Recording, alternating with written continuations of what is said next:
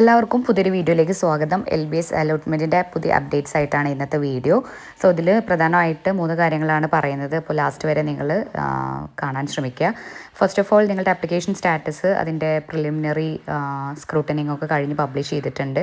So എല്ലാവരും application status check ചെയ്യുക. അത് വീഡിയോൻ്റെ ലാസ്റ്റ് ഞാൻ കാണിക്കുന്നുണ്ട് എങ്ങനെയാണ് നിങ്ങൾക്ക് കറക്ഷൻസ് ചെയ്യാമെന്നുള്ളത്. അപ്പോൾ ഇത് കറക്ഷൻ ഉള്ളവരും ഇല്ലാത്തവരും ഈ ഒരു കാര്യം ചെയ്യണം എന്നാൽ മാത്രമാണ് നിങ്ങളുടെ ആപ്ലിക്കേഷൻ കംപ്ലീറ്റ് ആവുള്ളൂ. അപ്പോൾ നോട്ടിഫിക്കേഷൻ വന്നത് ഇതാണ്, നിങ്ങളുടെ കറക്ഷൻ ടൈം സ്റ്റാർട്ട് ചെയ്തിട്ടുണ്ട്. കറക്ഷൻ വന്നവർ എത്രയും പെട്ടെന്ന് കറക്ഷൻസ് അതായത് ഡോക്യുമെൻറ്റ്സ് നിങ്ങൾ തയ്യാറാക്കിയ ഡോക്യുമെൻറ്റ്സ് നിങ്ങൾ സബ്മിറ്റ് ചെയ്യേണ്ടതാണ്.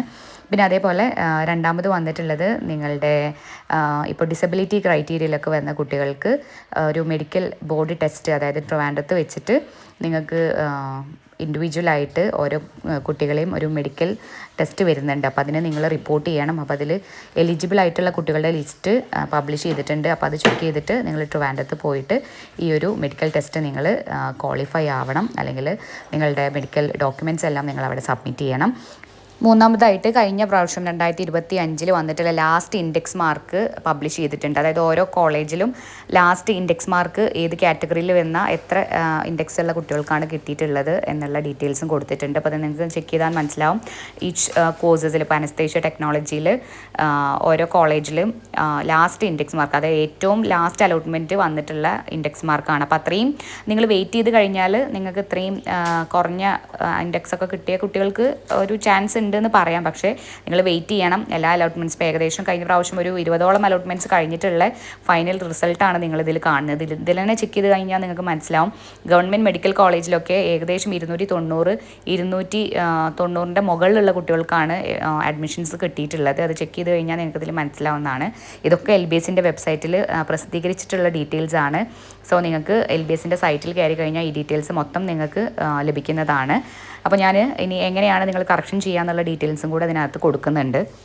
സോ ഇത് നിങ്ങളെല്ലാവരും ചെയ്യണം. കറക്ഷൻ ഇല്ലാത്തവരും ഉള്ളവരും ഈ ഒരു വീഡിയോ കണ്ട് ഈ ഒരു ഫൈനൽ കൺഫർമേഷൻ നിങ്ങൾ ചെയ്യണം.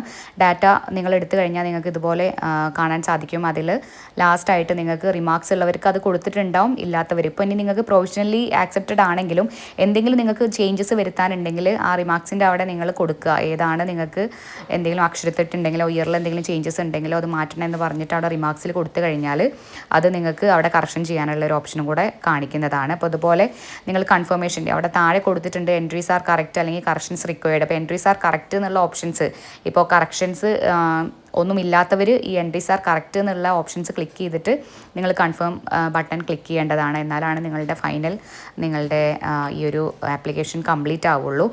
സോ ഇതിനെ ബേസ് ചെയ്തിട്ട് നിങ്ങൾക്ക് എന്ത് സംശയങ്ങളുണ്ടെങ്കിലും വാട്സപ്പിൽ നിങ്ങൾക്ക് സംശയം ചോദിക്കാവുന്നതാണ്. നമ്പർ ഞാൻ ഡിസ്ക്രിപ്ഷനകത്തും അതേപോലെ കമൻറ്റിൽ പിൻ ചെയ്തും കൊടുക്കുന്നുണ്ട്. കമൻസ് ആയിട്ട് നിങ്ങൾക്ക് ചോദിക്കാം.